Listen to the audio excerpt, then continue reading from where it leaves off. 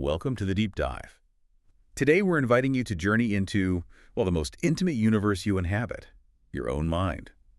We navigate our lives day in and day out, but how often do we truly pause to understand the vast, intricate landscape of our inner experiences? It's astonishing, isn't it? We just live it. And that's precisely our mission today. We're embarking on a comprehensive tour through the varieties of conscious experience. We're drawing extensively from chapter 2 of the book, Then I Am Myself, the World. Right, and the goal. The goal is to unravel what it truly means to be conscious. We'll explore the diverse forms of human experience, from the everyday stuff to the really extraordinary. We're focusing on what's known as phenomenology, which is basically just that which appears, or maybe more simply, what it feels like. Like that Eminem line. I can't tell you what it really is, I can only tell you what it feels like. Exactly, that captures it perfectly. It's about the subjective quality. Okay, so to set the stage, we're looking at, two broad kinds of experiences. That's right, percepts.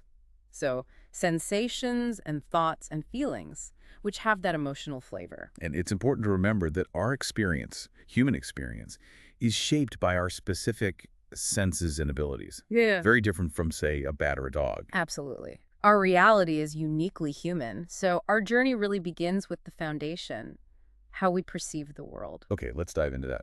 We start with the familiar ones. Sight, touch, sound, odor, taste.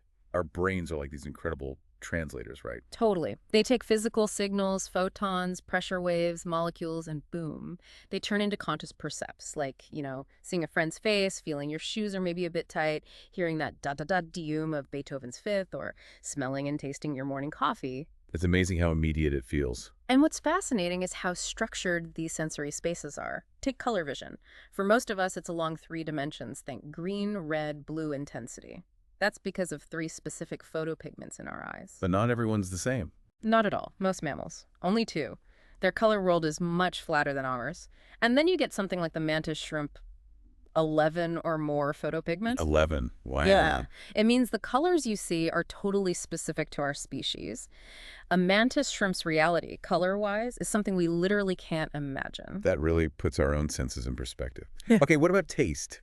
Taste, we generally talk about 5 basic flavors: sweetness, sourness, bitterness, saltiness, and umami. Umami, that's the savory one, right? Took a while to be recognized. It did, thanks to Kikunae Ikeda in early 20th century Japan. It's that meaty, brothy taste. And these flavors come from receptors all over the mouth and throat, not just the tongue. And tying back to that structure idea, seeing, hearing, touching, they usually feel like they're somewhere, right? In a specific place. Exactly. There's a spatial quality. You see something over there. You hear a sound coming from the left. Okay, then there's imagination. The mind's eye or ear. Oh, imagination is incredible. Conjuring images, scenes, voices, music pulling from memory, or just making it up. Like, picture the Statue of Liberty. Which arm holds the torch? What's in the other hand? Is it holding, I don't know, a laptop? Probably not a laptop. But yeah, that ability to visualize, to mentally simulate, it's key to how we plan and create, even if imagined things are usually a bit fainter, less vivid than the real deal. So that's the world out there. What about the world in here, inside our bodies? Right. Let's turn inward to what are called interoceptive perceptions, sensations from sensors scattered all through your body. Things like knowing where your arms are without looking. Precisely. Proprioception, knowing your limb position. And balance, your head orientation. Think about dribbling a basketball or typing. You're not consciously tracking every finger, are you? No way. It just happens. These senses are crucial for moving smoothly through the world. We totally take them for granted until maybe something goes wrong. And there are other internal feelings, too. Definitely. Sensations from organs, feeling hungry or nauseous, your heart racing, your lungs canting after a run, the need to pee. We're often oblivious, really, unless they get uncomfortable, or we deliberately tune in, like in yoga or meditation. And, well, the book mentions sexual sensations, too. Yes, the whole rich experience of arousal and orgasm, quite pleasant, but usually fleeting, which is, unfortunately, a big contrast to chronic pain, which many people suffer from persistently. So all these bodily sensors together, they kind of build up our sense of having a body being located here. Exactly. They anchor us. They give us that feeling of being a spatially extended, mobile mobile self in the physical world. Okay, let's talk more about pain. It's a complex. It really is. At its core, pain hurts. It has what psychologists call negative valence or effect. It feels bad. And different pains feel different, don't they? A migraine isn't like a toothache or a twisted ankle. The quality, the signature is distinct. And the intensity can range from just annoying to completely overwhelming. It's like an alarm system then. That's a great way to put it. Interoceptive percepts, especially pain, are like your body's dashboard lights, signaling something's wrong.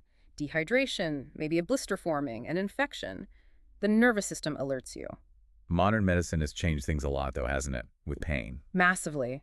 Anesthesia, good painkillers.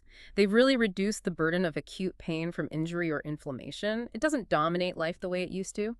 But chronic pain and emotional distress, those are still incredibly prevalent, widespread, really. And this leads to that fascinating idea that pain and actual injury aren't always linked. Exactly. You can have injury without pain. Think about athletes hyper-focused during a game, soldiers in battle, climbers on a rock face. They might not even notice they're hurt. Right. Not until later, when the adrenaline wears off or the focus shifts. There's that incredible historical example of the Buddhist monk, Thich Quang Buk. The self-immolation in 63. Yes. He sat perfectly still, no sound, while engulfed in flames. It's a stunning, almost unbelievable demonstration of mind over sensation. Wow. And the flip side? Pain without injury. Absolutely. Think heartbreak. That deep emotional pain from loss or rejection. The band Nazareth wasn't kidding with Love Hurts. Brain imaging studies actually show activity in areas associated with physical pain during intense social rejection. So it feels like physical pain almost. In a way, yes. And we see the tragic consequences in things like the deaths of despair, chronic emotional anguish driving self-destructive acts. The key takeaway here is really profound. Subjective feeling, the pain itself, and objective tissue damage can be completely separate things. They often go together, but they don't have to. Okay, this seems like a good point to bring in self-awareness. Our sense of I. Yes, self-consciousness, the subjective experience of your own desires, emotions, thoughts. And for many people, the most obvious part of this is that inner voice. The internal monologue. Yeah, that constant chatter, ruminating, judging, worrying, planning, often way faster than spoken words. The sense of I becomes much more dominant as we grow up. And then there's being aware that you're aware. Metaconsciousness, exactly. Becoming conscious of your own experiences, like noticing, my toe hurts, maybe those shoes were a bad idea. It's like consciousness looking at itself. Is that related to mindfulness? It is. Mindfulness is about being aware of the present moment, including those metaconscious thoughts, but without judging them, just observing. Kind of decentering the self, stepping back from the constant stream. And this sense of self comes with other abilities too, right? Oh, definitely. Recalling personal memories, your autobiographical self. That time you went on that trip or that specific conversation, that's episodic memory. Crucially, the self wants things. It forms intentions.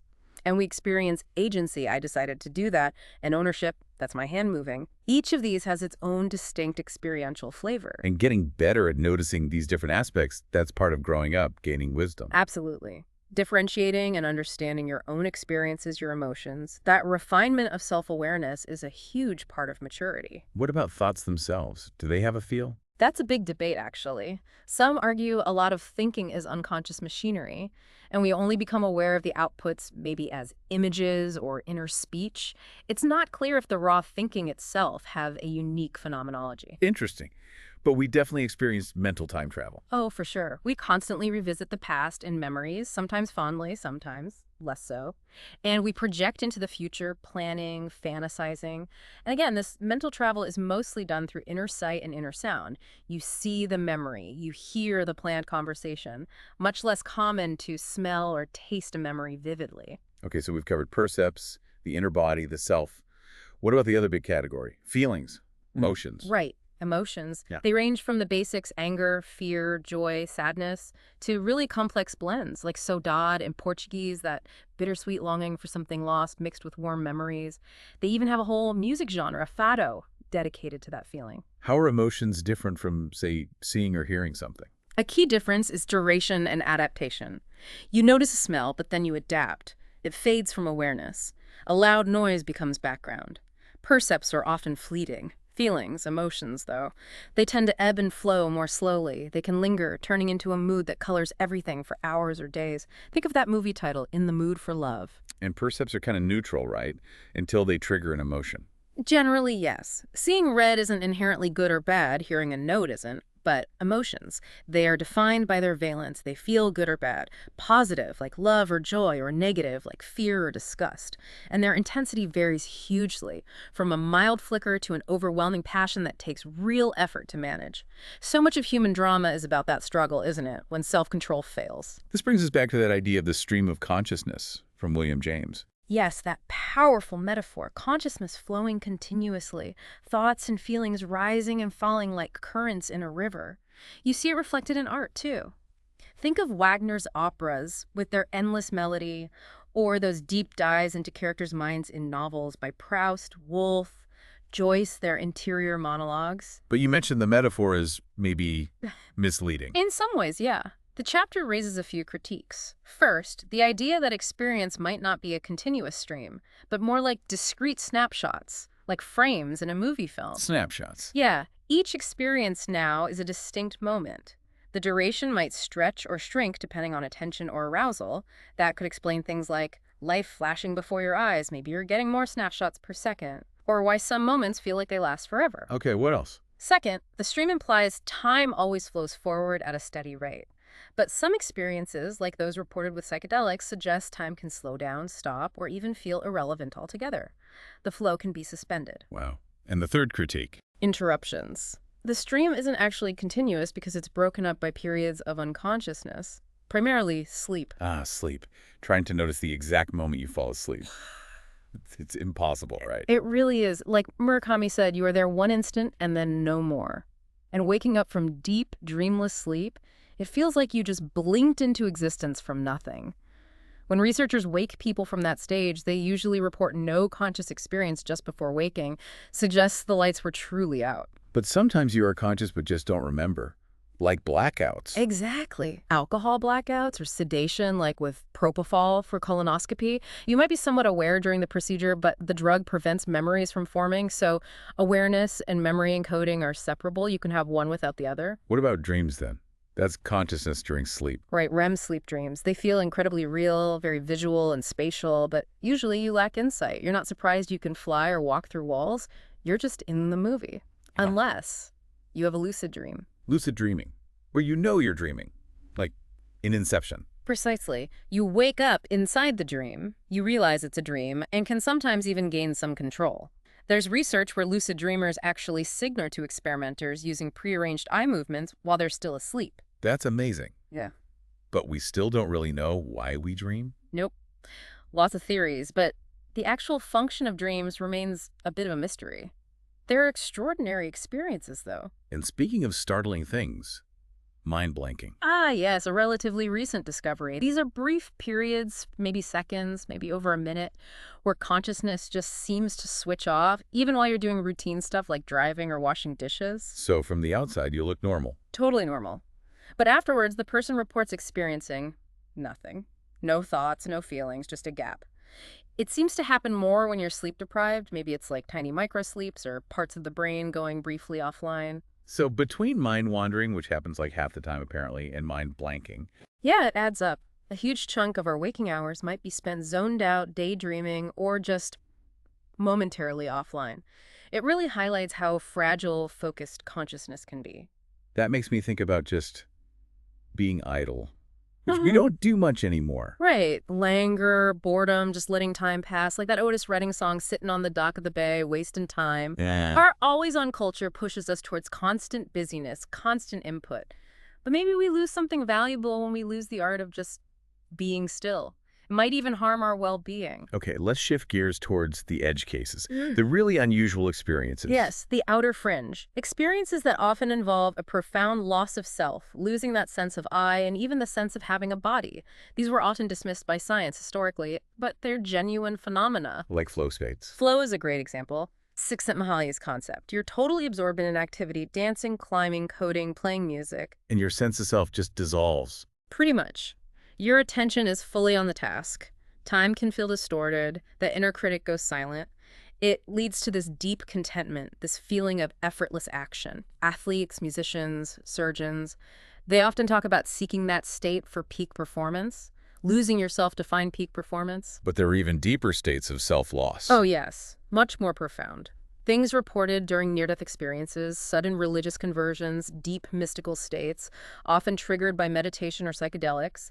People describe a lasting feeling of gratitude, of connection, of becoming one with the world or the universe. And the stream of consciousness, it changes. It can feel like it freezes, time stops. There's often a sense of encountering something vast, numinous, almost impossible to put into words, ineffable. Schopenhauer called it piercing the veil of Maya, seeing beyond the usual illusions of reality. These sound like transformative experiences. They absolutely can be, qualitatively different from everyday life. They often lead to a sense of transcendence, a deep calm or equanimity, a feeling that, despite everything, things are fundamentally okay. By dissolving that ego, that I, which is always wanting or fearing, these experiences can bring this incredible peace of mind. It's a radical shift. This ties into ideas from contemplative traditions, right? Like Sure. non-dual states. Exactly. Buddhist practices, for instance, talk about non-dual states of consciousness experiences without a central I or a sharp subject-object split. It even raises this mind-bending question: can consciousness exist without any content? No seeing, hearing, feeling, thinking, just pure awareness. Is that even possible? Some traditions suggest it is. Samadhi in Buddhist meditation is sometimes described as the complete quieting of all mental activity, consciousness resting in itself, like a luminosity of nothingness or an empty mirror. It's a profound and challenging idea. Which brings us to the difficulty of describing any of this. Oh. The ineffability. Absolutely. How do you describe the taste of pizza to someone who's never had it? Or the feeling of mystical unity? Words fail. That's the whole point of Thomas Nagel's famous essay, What Is It Like to Be a Bat? The very question presupposes subjective experience. It is the definition of consciousness, in a way. And can something without consciousness, like maybe a super advanced AI, ever truly get what that question means? That's the multi-billion-dollar question, isn't it? Can you understand what it's like if there's nothing it's like to be you? Probably not. So wrapping this all up, it's just astonishing that we experience anything at all. Precisely. To paraphrase Wittgenstein, not how consciousness is mystical, but that it is. The sheer fact of subjective experience, your intimate acquaintance with what life feels like, that's the fundamental mystery. So a final thought for you, our listener, as you reflect on this tour. Do you and I, can we really feel the same way about things? Are we experiencing the same reality? Or are we maybe? Like unique universes, each experiencing our own distinct world. Something to ponder. Thank you for joining us on this deep dive into the vast and mysterious world of conscious experience. We hope this exploration has offered you some new insights, maybe some moments of understanding. Thank you for being part of the Deep Dive family.